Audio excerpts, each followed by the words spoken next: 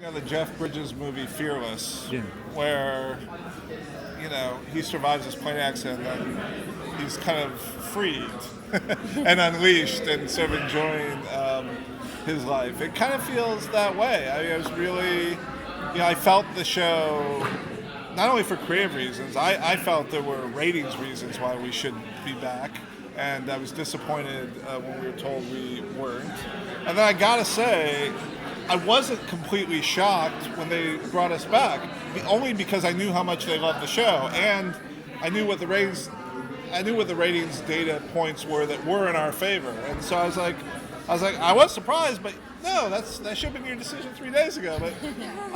But it was really exhilarating, and I think in the writers' room we realized what an opportunity it was. We realized the responsibility, for the fans to be so passionate and to have their voices heard by NBC, and for NBC to so publicly say, you know what, we rethought this and we think we made a mistake, we'll bring it back. All that goodwill goes away if you then make 10 episodes that suck. You know what I mean? It's all of a sudden it's not such a feel-good story, and so we felt free, but we also felt a lot of responsibility. Like, wow, people really want these episodes, and they're going to get some attention because of this story, and we want to make them as good as they can be. And we'll see if other people agree. We really think this season's better than season one when you start seeing all the episodes, and we're just grateful to make it, and so we really value each episode. Each episode we make is an episode that for 3 days we didn't think we were going to get to make. I heard there's like a scaling down of the production now, and so you're kind of focusing more on, rather than the set pieces, like focusing more on the character-driven story. Is that right? There definitely are still some big set pieces, but we moved the show from Vancouver to Los Angeles. We still have the same budget to make the show, but the tax credits are bigger in Vancouver than they are in Los Angeles, and so from a practical standpoint, we have a little less money to make, and so we took that as a challenge. How do we make a better show on less money? And fortunately, we have these characters that our audience really loves. How do we lean into them? We moved our characters into this bunker this season, which allows us to have our characters not just working with each other, but living with each other, which brings these interesting things. But I'm still amazed at the things that we are able to do.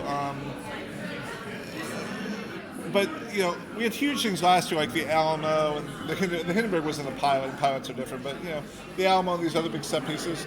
But we've got this big suffragette march in episode 7 this year down the streets of 1919 New York that is really sort of epic and full of scope and everything.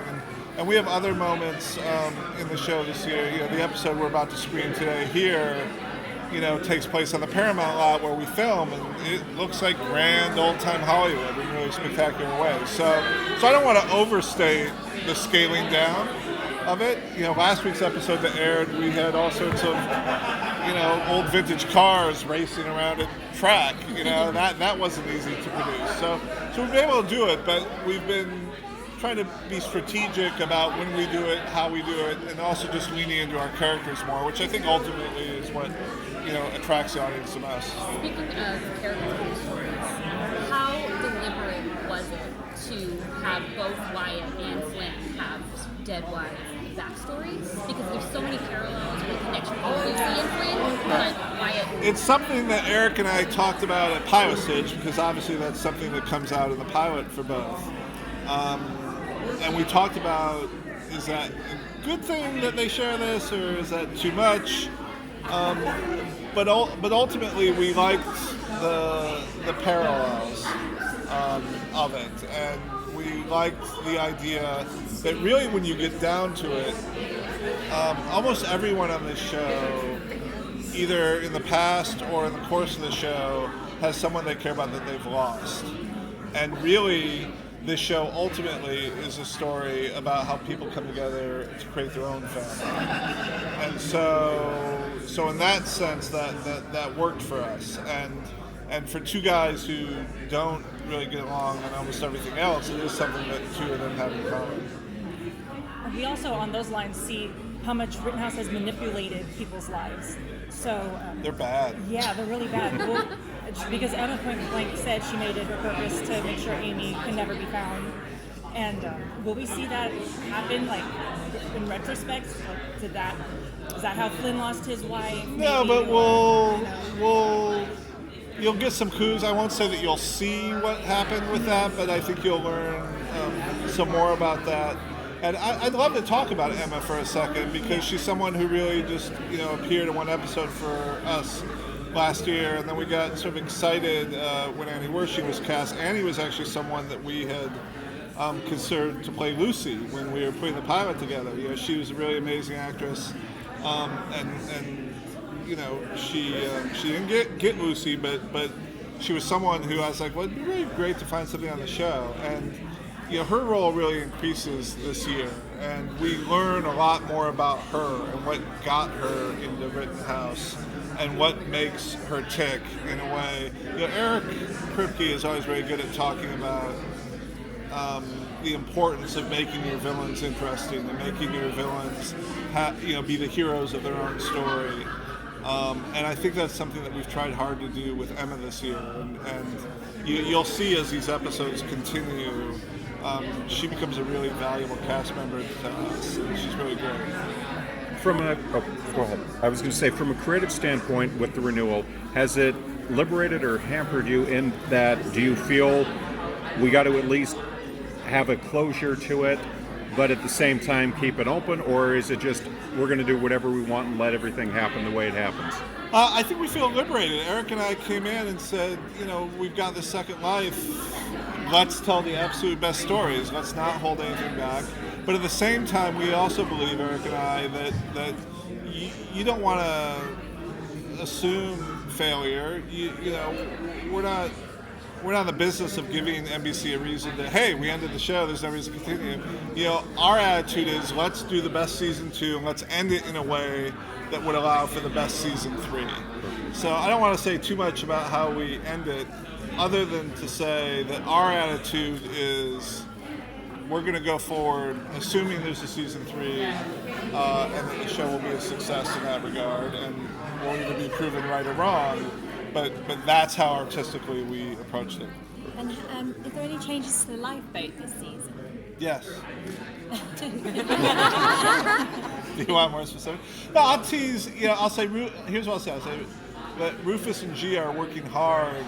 We know that the mothership can transport many people, and the lifeboat has been restricted to transporting 3. And in fact, the one time 4 of them went in the lifeboat, it caused all these problems for Gia. I will say that Rufus and Gia are working hard to see if there's a way to increase the capacity in the lifeboat. And I'll hint that maybe that happens. And so maybe we won't be limited to only 3 people in some future episodes. will we see Gia's premonitions play a greater role throughout the course of the season? And, Yes.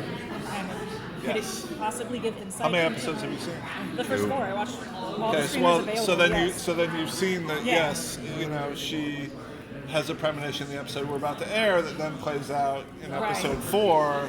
And I don't want to give away too much, but she starts seeing things that are concerning. And are these things destined to happen, or are they things that can be prevented? Is that going to affect her relationship with Rufus? Tremendously. Yeah, because it backfires in episode 4 and Rufus comes back upset Yes. that he did something. Yeah, they're a cute couple who are having some relationship problems. But hopefully they can get through them. We'll see.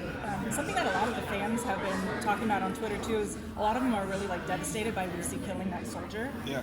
So can you speak to that? Will there be repercussions? Will Lucy carry that with her? How is she going to be handling it?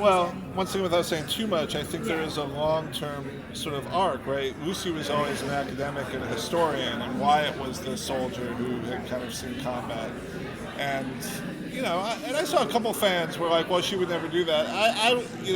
I would argue, she makes the case episode 1 that if she didn't, that Emma would, and she was in the process of trying to be a sleeper agent herself within Rittenhouse, but yeah, it's something that weighs heavily on her, and something that I don't think we take death too lightly on the show, and yes, it's something that she's greatly affected by.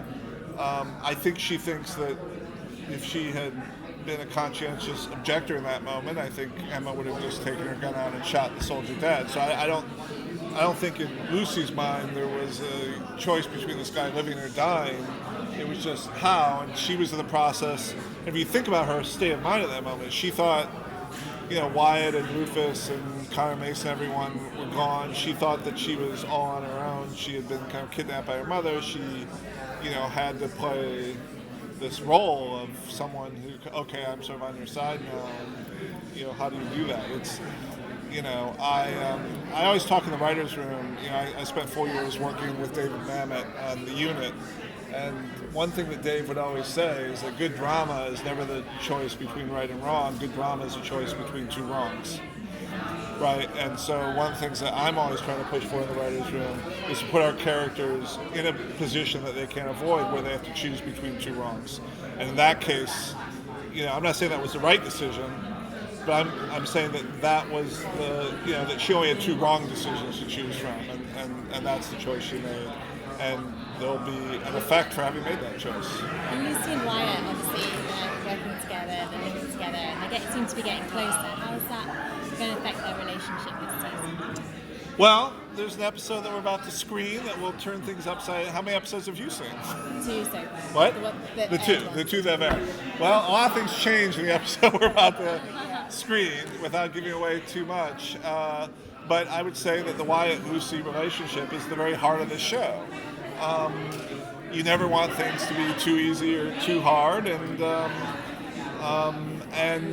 what I really like about the episodes that we've done this year is that I think we're going to go beyond a simple will they or won't they with Wyatt and Lucy, and it becomes a real thing of who are we and who are we to each other.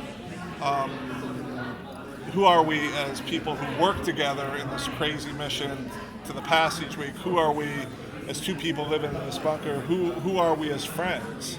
And that all this, after this episode that's going to air for America tomorrow night that we're going to screen today, it's going to get shuffled around a lot.